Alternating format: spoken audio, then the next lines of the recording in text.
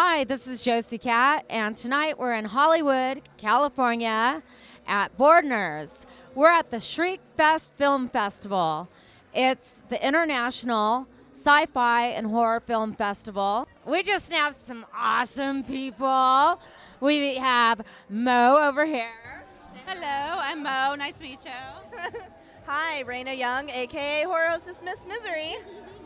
And we also have... Oh, my friend. I love this girl, Marv from Muscle Wolf Productions. How you doing? The 4th season of my show Movie Massacre premiered last Saturday. 4 seasons. Oh, congratulations. That's cute. Thank you. So I've been doing that. I was just in the Divine Order, Mo's film. Yep. Congratulations. I just published a poetry book through Black Bedsheet Books. My first book, so I'll have more coming out soon. My 7th annual film fest will be coming up next year in June in San Francisco, Nightmare to Remember. And Mo and I are actually in pre-production of a new horror film. I'm doing a movie called Within These Walls with Kelsey Zakowski. I play her father. She's a girl haunted by a demon, like the entity. Otherwise known as an ex-boyfriend. Yeah, exactly, the ex-boyfriend. And I play her badass father who's like wanting to kick ass. And then Jared and I are doing a short film for a writer named Trevor Wright, who I worked with in New York. He's amazing. It's about a daughter who brings her serial killer home, boyfriend home to meet the parents. So the film that I'm currently producing is called Divine Order. We have Dave Vestio in it, Rena, Victoria Damar, and Michelle Thomason, just to name a few actors. Yeah, she's awesome. So we're still shooting it. It's in production. The director actually works at a distributor, and I work at a distributor too during the day. So we're working around our schedules. We're hoping to have it wrapped and submitted by the end of the year to different film festivals. And on top of that, my last short film I wrote and directed, A Sin That Cannot Be Forgiven, will be posted on my YouTube soon. It was in her film festival, Nightmare to Remember. It's going to be on her DVD, Nightmare to Remember Volume 1. Yes. And that will be on my Mo Dragonfly, which is M-O Dragonfly YouTube account. And that's also modragonfly.com is my blog where you can find out more. I've written for Girls and Corpses in the past. Who's your inspiration as far as directors and writers? Directors or writers, either one. Growing up, the first horror film I saw was John Carpenter's Halloween. I snuck into my dad's VHS collection. It was like 3 or 4 in the morning. I wasn't allowed to watch the movie, so I put it on to watch. And God, I wasn't really scared. I was more excited about it. Did you know it was going to be scary, or did you think it was going to be, a kids movie? I knew it was going to be a horror film. I knew I was going to get scared, but for some reason it excited me more. And yeah, problems, come on. So after that, it was Wes Craven, it was Tobe Hooper. I just got into all these directors, and honestly, growing up, I wanted to be the Jamie Lee Curtis. And I got into acting school, doing a lot of commercials, Barbizon, things like that when I was younger. And as I got older, I was doing acting, then writing, and then directing. So I said, you know what, you only live once, I want to do it all. I'm here with Brian and Joe. Joe, so tell us about this crazy pumpkin. Well, this is for a film called Jack Attack, which I co-produced, and it's all about Halloween gone wrong and revenge of pumpkins and all that jazz. And these are evil pumpkin seeds that we're giving out because the movie concerns pumpkins that seem to have a mind of their own. What's going to happen when we plant those seeds? All hell will break loose. It's definitely. This is the man to ask about because he wrote it and directed it. Okay, Brian, so tell us about the film. Well, we were very lucky. We got a wonderful actress named Helen Rogers who was recently in VHS, and she's got another movie out now called 24 Exposures, and she plays a wonderful babysitter in Greenwich Village looking after a kid, and they decide to enjoy the Halloween tradition of carving a pumpkin, and some supernatural things happen, and a very, very bloody finale. But it's not a mean movie. It's a little bloody at the end, but it kind of... It's kind of fun? It's kind of sweet, like a fairy tale almost. I'm here with Steven and Alberto, and they're going to explain Mr. Serial Killer. So, Steven. Okay, so Mr. Serial Killer is basically a brand or a show, and Mr. Spontaneous, which is the second installment of the Mr. Serial Killer series, is a short film that's playing at Shriekfest this year. And The concept is basically we have a show about serial killers, but it takes a modern approach at them, right? So instead of focusing on the Ted Bundys, Gacy's, we have people who are, it's a post-depression era, right? So it's more of a like modern issues with today's, youth. So it's kind of like a modern twist on the serial killer genre.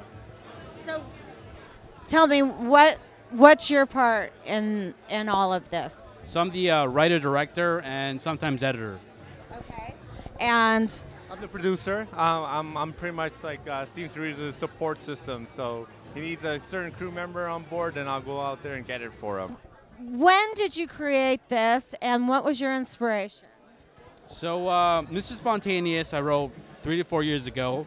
I'll be honest with you, it's kind of like I was inspired by the show Dexter, season 2 specifically, right? So basically, Mr. Spontaneous, the main character is called Mr. Normal. He basically has a shitty life. And he's not normal at all? Well, right, he is normal, and that's kind of the joke. You know, being normal means he's got a shitty life, he's got a shitty love life, he's got bills, he's got everything normal people have. Which you look at it, it's pretty shitty, right? And then he realizes his situation. He's like, wow, my life's shitty. And one day he stumbles upon a serial killer and in the act of killing. And he realizes, wow, this guy, like, it's kind of twisted, but he's like, this guy is alive, even though what he's doing is morbid. And he realizes, I need that. I need some kind of salvation in my life, or my life's gonna be just like one waste. So he does something spontaneous and he kills. And he becomes a serial killer himself. What are his victims like? Does he have one particular type of victim? Does he have a style? Tell us about his MO. So, well, we don't really get that far because it's a 10-minute film, so we don't really establish his MO. But his victims are hipsters, which is... He probably has a lot of fans. Exactly. We knew, you know what, let's make his victims hipsters, and we'll win the horror crowd. So, how do you feel about hipsters? Well, you know what, I think my film speaks for itself. And what does your family think of your films? They don't understand it. They're like, oh, what happened to you? Where did we go wrong? Where did we go wrong? This wasn't we thought you were a sweet child. Would you like to see your future family and children carry out the tradition? Sure, why not? Like I said, I enjoy it. I have a good time. Like, you can go and do a film and work 16 to 20-hour day, and then at the end of the day, like I said, the payoff is this, like these film festivals, showing it to like an audience of strangers that have never seen it and seeing their reactions to it. Where can we see your work? So you can check out Mr. Cerritos, like other episodes on our Facebook fan page. So it's facebook.com/MSK series. I'm here with Matt and Colin from the movie The Girl at the Door. And Colin, we'll start with you. Okay. Tell me about this movie with this beautifully hot chick on the promo. Holy moly. Who is this? This is Kristen Renton, and she is from Sons of Anarchy. She plays the evil temptress stripper. Strippers could do that. They could be tempting. Tempting, yes, yes. But she's a fabulous actor, and I wrote and directed Girl at the Door, and cast her in it, and was thrilled to work with her. She was great. So tell me what your inspiration was. A stripper?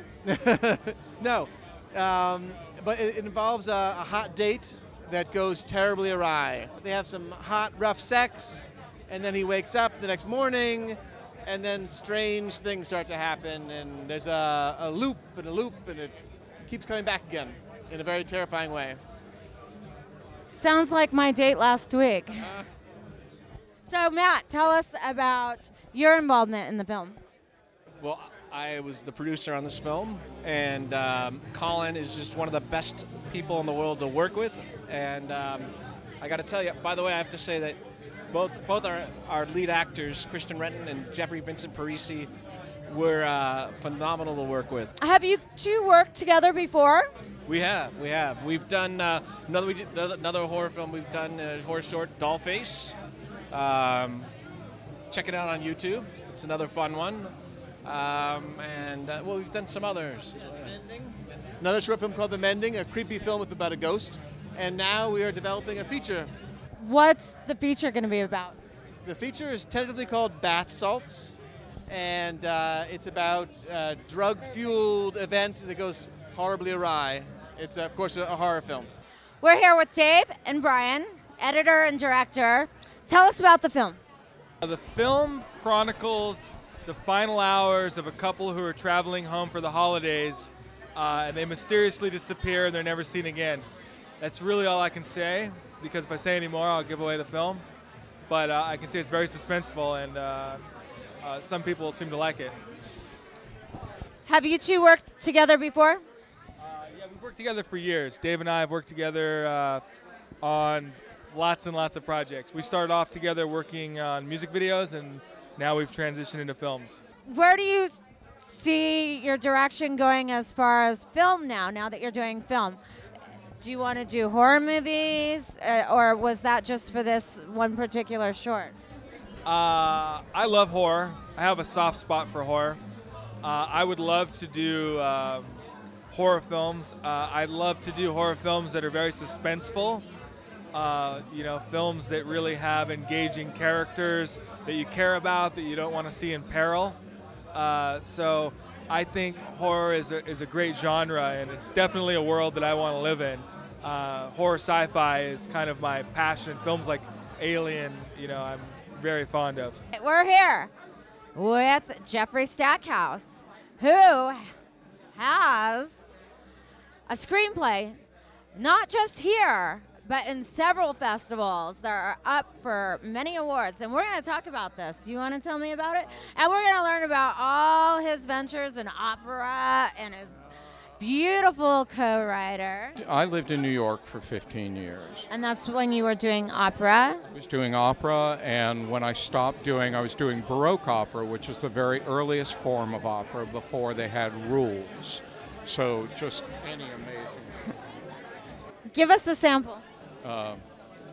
Amarili mia bella non credi del mio cor dolce de zio.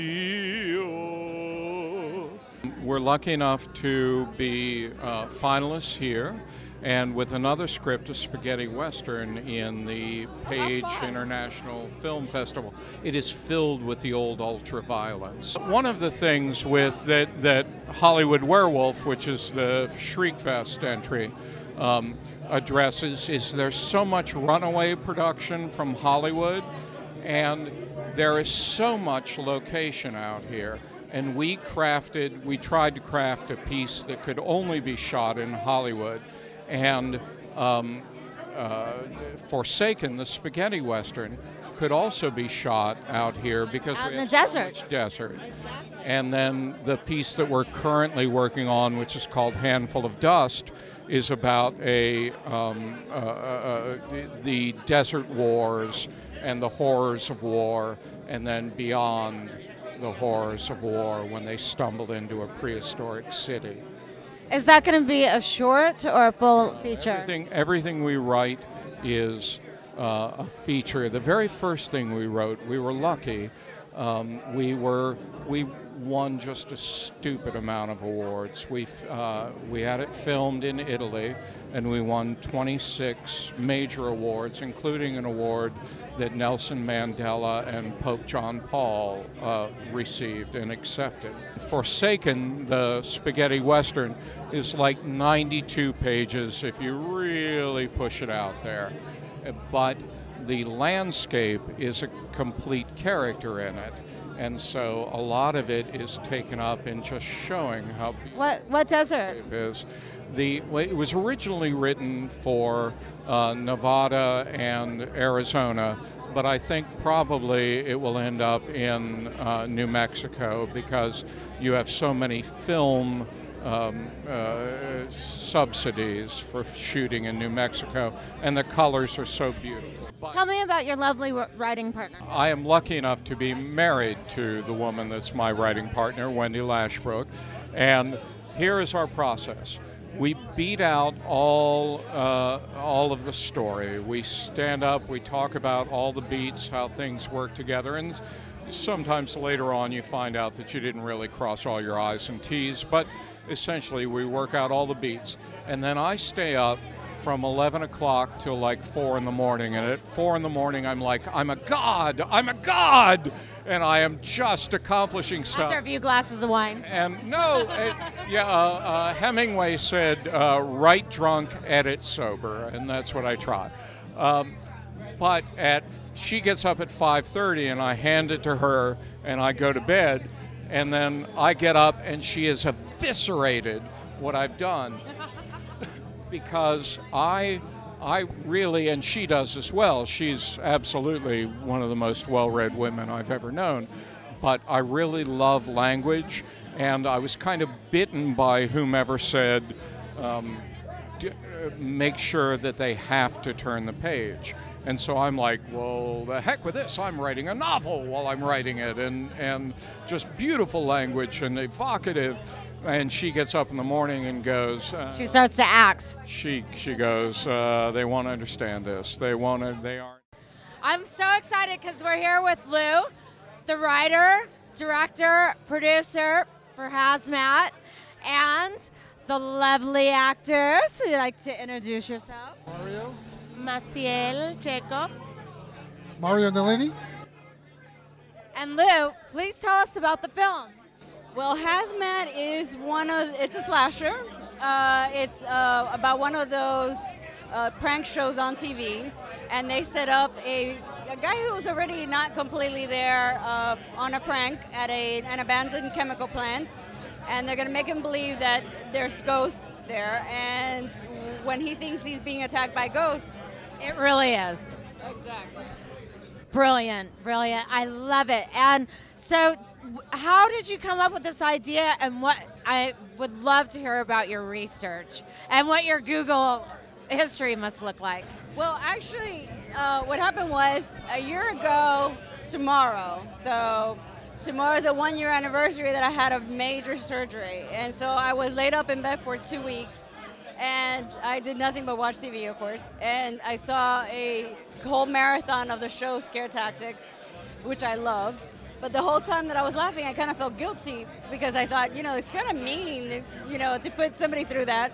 And then I thought, well, how about if in one of these pranks, the person thinks it's for real and actually ends up hurting somebody? Yeah. So it just went from there. I wrote it like in a week, and it has like gone really, really fast. Is this your first film? This is my second film. The first one's called The Awakened. And it's actually just came out on for like rent and purchase yesterday. So I have a lot going on right now. How did you get into film? It was a midlife crisis. Some people buy sports cars. Other people make slasher films. Exactly. That's great. I'll make that quickly by saying that. Yeah, midlife crisis. What were you doing before you started making films? Oh God, I'm an attorney. Ah, brilliant. Every film needs a good attorney. Yeah, I saved a ton of money on legal fees by being an attorney. So it definitely has come in very handy. What do your associates think of you doing these films? Everybody's extremely supportive, actually. Are they helping out with a Kickstart or anything like that? Well, yeah, I mean, most of the money that has been raised has been through like friends and clients and connections. So yeah, that's where having waited till my midlife crisis has helped, because now I know people with money. If I had done it when I was 20, we would have been broke. How did you get into acting? What other films have you done? Tell me about yourself. Okay, well, my name is Mario Nalini. I was born in Brooklyn, New York. I got into acting. My father's an opera singer. So at the age of 17, I performed on stage at the Metropolitan Opera House. So I've always had the acting bug. Did you sing opera? No, just a little acting there. Became a chef. Later in life, I decided the acting bug was still there. So I pursued it. Other movies that I've been in, right now there's another movie, Not for Human Consumption. HazMat, the powerful, attractive Lou Simon, of course. And it was just an awesome experience. HazMat's a story about what happens when you pull a prank on the wrong person. When I pulled up to the set, I'm there parking, and I see this guy walk out in a suit with an axe, and I'm like, okay, I think I found the place. And then he goes and grabs a plate of food while he's still grabbing his axe. I'm like, what is going on here? So I was like, okay. I go in, and Lou comes into the trailer. I had no clue she was the director, writer, producer, anything. And we're just having a conversation there. It's super nice. I'm like, oh, who is that? Is she one of the actors? They're like, no, that's the producer. I'm like, oh, okay, because I'm not used to them being so nice. Do you prefer TV or film? Big screen or small screen? I just love film. I'm on set and I forget about the world. It's just like a rush that I get. It's just an amazing feeling. Since I was little, it's just what I've always wanted to do. And I mean, I don't mind TV, but film is definitely my passion. And you've experienced it all. You've been on the stage, film, big screen, small screen. What do you prefer? I'm chasing to be immortal. When I die, I want to continue living. That's what I'm chasing. So whatever comes my way, that's what I want. So you're gonna sell your soul to the devil soon? Yeah, kind of like Faust, though. Yeah, absolutely. And who's your favorite role model as far as actors? Who's the most of all time? The number one, just one. Robert Duvall. What's your next project? I'm working on another film called Agoraphobia, and it's more of a psychological ghost story, haunted house kind of story. Agoraphobics don't like going out. So is this about a ghost that doesn't want to... No, it's about a woman who has agoraphobia and can't leave her house. And she's there's tormented? There's a ghost in the house with her. Ah, that's brilliant. So they're stuck there together, kind of like a bad marriage. I'm an expert at one location shoots, so this is how I keep the budget down. And hey, that's smart. Since, it's one house and she can't go out and she doesn't feel safe inside her house either. So it's a lot of fun, actually. I love the script. It's actually my favorite script I've ever written, so. So in the future, do you see yourself doing film or in the courthouse? Oh, no, film. I mean, I will always have my knowledge, and it has come in really handy. But no, I like the creative part of filmmaking. We're here with Josi and Ace. I'm gonna call him Ace from now on because I like that. Midnight Daisy. Right. Let's talk about it. Okay. So Midnight Daisy is a 3D horror short that we made about an urban legend about Midnight Daisy, who is a vengeful spirit that appears to women in trouble. So we wanted to do kind of... They're already in trouble. Right, but they don't have anybody. Normally, fucked up. Normally the ghost comes to kill them, but this is a ghost that they call to kill the people who are after them. Help them. Okay. Cool. But something goes a little wrong because if you call a murder ghost, you can't control it necessarily, and you're not sure exactly what happens. And Josi, you wrote this, and you're the producer also, right? Yes. We really wanted to do it. We felt it was, we would learn what to do, but also it's a short. You've only got 14 minutes to scare the hell out of somebody, and horror movies trade a lot on, the slow build. Like, we draw you in, and we kind of lull you into complacency, and it's really hard in a short. But what we found is that the 3D is so immersive that we kind of drag you in a little more than we would have ordinarily, so we have a chance to scare you. We're here with Simon. He's the director for Judas Ghost, and he came all the way from the UK to screen it here at Shriekfest. Tell us about the film. Well, Judas Ghost is based on the Ghost Finders book series, which is written by Simon R. Green, who's a New York Times bestseller.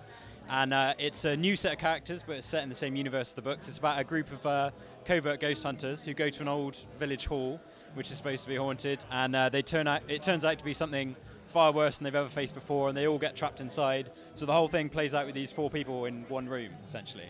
Is it a feature or is it a short? It's a feature, yeah, full length. And where did you film this? We filmed it in a studio in a place called Portishead, which is near Bristol in England. and we looked at the possibility of doing it in a real village hall.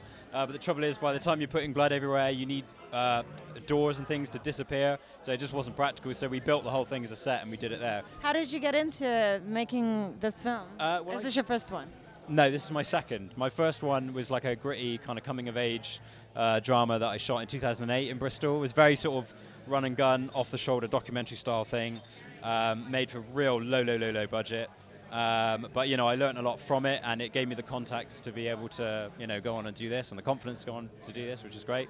So it's my second feature film, and it's bigger scale again, you know, so I hope to keep sort of raising the bar each time I do something. Is it disappointing as a director when you want to do so much in the film, and then your producer says, okay, we can't get, you know, we have to modify this, we have to cut budget on this, and making things fit within a producer's budget and locations? How do you work around that? It's certainly good in that it makes you challenge yourself, because you go, okay, how can I find a way around that isn't going to cost a lot? And sometimes the best things come out of that. I mean, I have to give credit to Wolf, who was my producer on this. He didn't do a lot of that. But in general, with features, it is tougher, because certainly having made shorts, what's great is that you can write it and go, cool, I'll go out and shoot that next week, because you've sort of written it to allow for resources and things that you have. As soon as you're shooting a feature, just because of the fact you're shooting over a longer period of time, you need the money and you need the, you know, the resources, yeah, exactly. The location. Exactly. And so it's frustrating for you as a creative, because you get that initial rush of enthusiasm and all these ideas, but you can't realize them immediately, and you have to sort of maintain that enthusiasm and that passion over a longer period of time. So it's harder from that point of view. And yes, it is sometimes frustrating that you go, I really want to do that, but you don't necessarily have the money. But as I said, that forces you to be creative, and sometimes the best stuff comes out of that. So it's got pros and cons, really.